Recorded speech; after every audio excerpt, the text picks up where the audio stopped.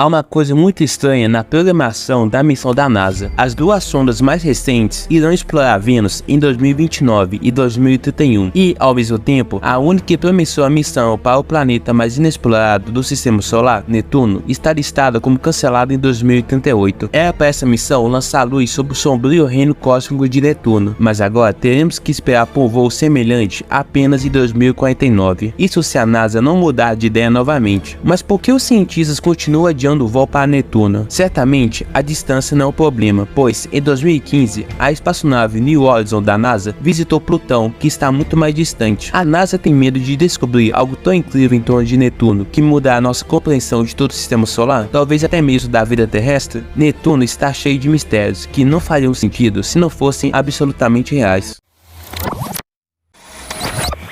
Coberto por um véu, Netuno não é encontrado em nenhum mapa antigo do céu estrelado. Na antiguidade, os astrônomos babilônicos eram considerados os melhores, mas mesmo sendo os melhores, eles conheciam apenas 6 dos atuais 8 planetas. O primeiro gigante de gelo, Urano, ainda podia ser visto de alguma forma através de um telescópio comum, e somente William Herschel conseguiu isso no final do século XVIII. Mas Netuno está 1,5 vezes mais distante do que Urano. Ele orbita o Sol a uma distância de 4,5 bilhões de quilômetros. Sua órbita é 30 vezes mais ampla do que a da Terra. Então, o gigante de gelo faz uma rotação ao redor do Sol em apenas 165 anos, ou seja, ele está tão distante e se move tão lentamente pelo céu que nem mesmo Galileu Galilei, que teve a incrível sorte de ver Netuno 2 vezes em meio à lua de Júpiter em 1612, confundiu com uma estrela fraca. O lendário astrônomo nem mesmo poderia imaginar que poderia haver outro planeta a uma distância tão grande da Terra. Mas no final, Netuno foi descoberto graças ao poder da imaginação. Em 1846, Urano havia acabado de completar sua primeira rotação ao redor do Sol desde a sua descoberta, quando o astrônomo francês Aubin Leverrier notou algo inexplicável em seu movimento. Parecia que algum corpo celeste massivo estava desacelerando Urano com sua gravidade. Leverrier fez os cálculos e alguns meses depois chegou à possível localização do novo planeta no céu noturno. No entanto, a maioria dos colegas não o levou a sério, pois não conseguia entender como era possível descobrir um planeta massivo apenas com a ajuda de cálculos. Felizmente, pesquisadores da Universidade de Berlim tinham uma opinião diferente e, na noite de 24 de setembro de 1856, ele descobriu um novo planeta exatamente no local apontado pelo astrônomo francês. A princípio, eles queriam nomeá-lo em sua homenagem, mas os mapas atuais do Sistema Solar ficariam bastante estranhos. Como resultado, os cientistas decidiram chamá-lo de Netuno, em homenagem ao deus romano das águas e dos mares. Agora, isso parece lógico, dada a quase profunda do planeta, mas foi realmente uma coincidência. De fato, durante um século e meio, ninguém conseguiu ver a superfície de Netuno da Terra.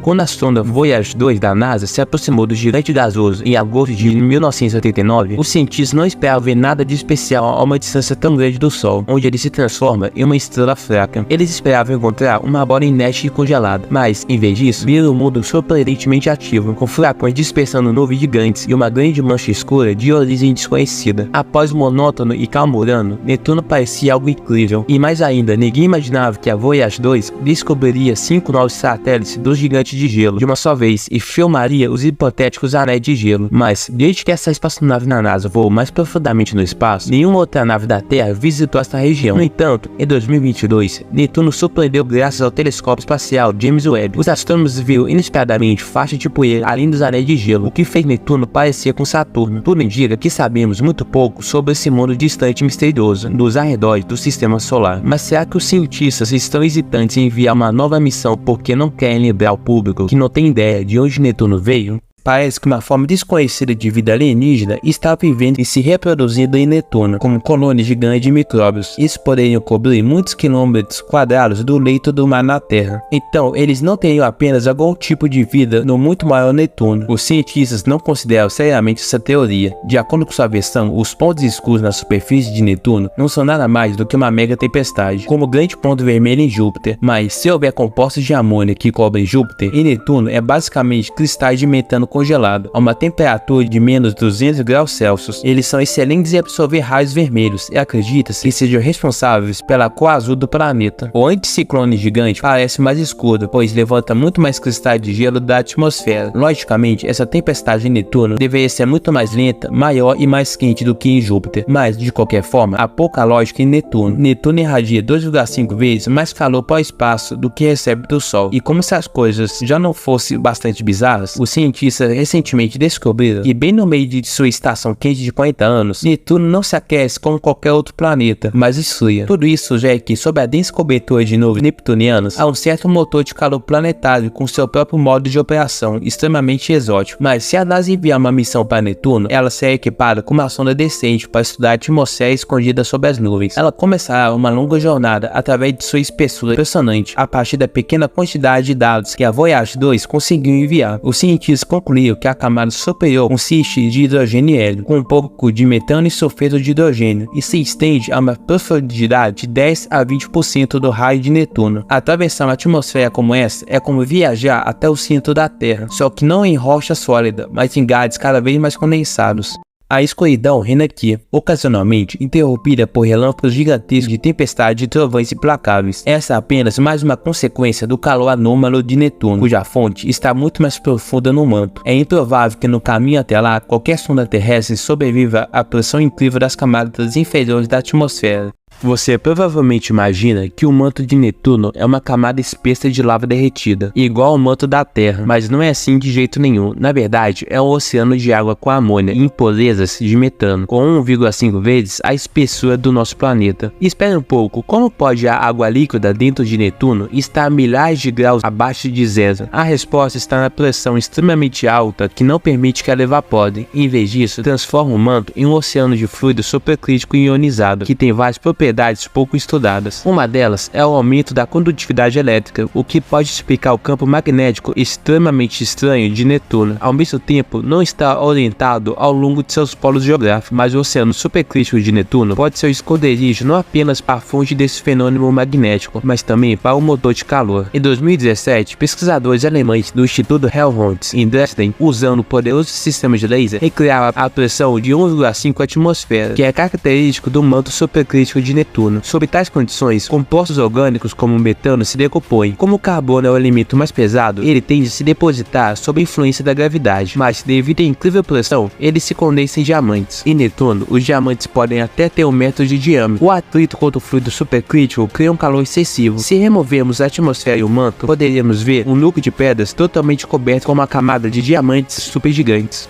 Se você estiver em busca de alienígenas no sistema solar, você deve procurá-los muito mais perto de Netuno. Durante uma passagem pelo gigante de gelo em 1989, a Voyager 2 também apontou suas lentes para seu maior satélite, Triton, que é apenas um pouco menor que a Lua da Terra. E, embora o dispositivo tenha conseguido capturar menos da metade de sua superfície, isso foi o suficiente para confundir os cientistas novamente. Apesar da temperatura de Triton ser apenas 40 graus acima do zero absoluto, o que o torna talvez o corpo celeste mais frio do sistema solar. A diversa topografia do satélite indica uma atividade geológica implacável, aparentemente fornecida pelo criovulcanismo, ou seja, erupções de água, amônia e metano misturado com poeira. Os cientistas conseguiram notar as trilhas de vários quilômetros dos criovulcões de Triton, embora que na Lua de Netuno, devido à gravidade extremamente baixa, seus detritos atingem o próprio espaço. Tudo isso faz com que os cientistas falem sobre a existência de um oceano embaixo do gelo de Triton, do qual o líquido escapa para a superfície. Então, junto com a Lua de Júpiter, Europa, e a Lua de Saturno, Encélado, Triton poderia ser um ótimo candidato para a busca de vida extraterrestre subaquática, possivelmente até o mais promissor. Afinal, ao contrário de satélites semelhantes, Triton gira na direção oposta à rotação de Netuno. Isso significa que ele não se formou com gigantes de gelo, mas foi capturado acidentalmente por sua gravidade. Triton é o verdadeiro alienígena do cinturão de Kuiper e até mesmo de fora do sistema solar. E se a Lua de Netuno foi um planeta anão que inicialmente pertencia a outra estrela, mas quando ele voou perto de Netuno, Triton simplesmente pulou para sua órbita devido a perturbações gravitacionais. Ao mesmo tempo, uma análise dos outros satélites menores do gigante de gelo e seus anéis mostrava que a Lua, durante seu salto, provavelmente esmagou o satélite natural mais antigo de Netuno para abrir espaço para si mesmo, e pode muito bem acontecer que o James Webb detecte os primeiros biomarcadores em sua atmosfera, e esses sinais indiretos de vida alienígena sejam muito diferentes dos nossos. Imagine criaturas gigantes semelhantes a arraias que flutuam em nuvens de gelo que se alimentam de colônias de micróbios, da mesma forma que as baleias terrestres se alimentam de plâncton oceânico. Considerando que ninguém realmente entende o que é Netuno, essas criaturas podem simplesmente viver lá. Obrigado a você que chegou até aqui, valeu e até a próxima.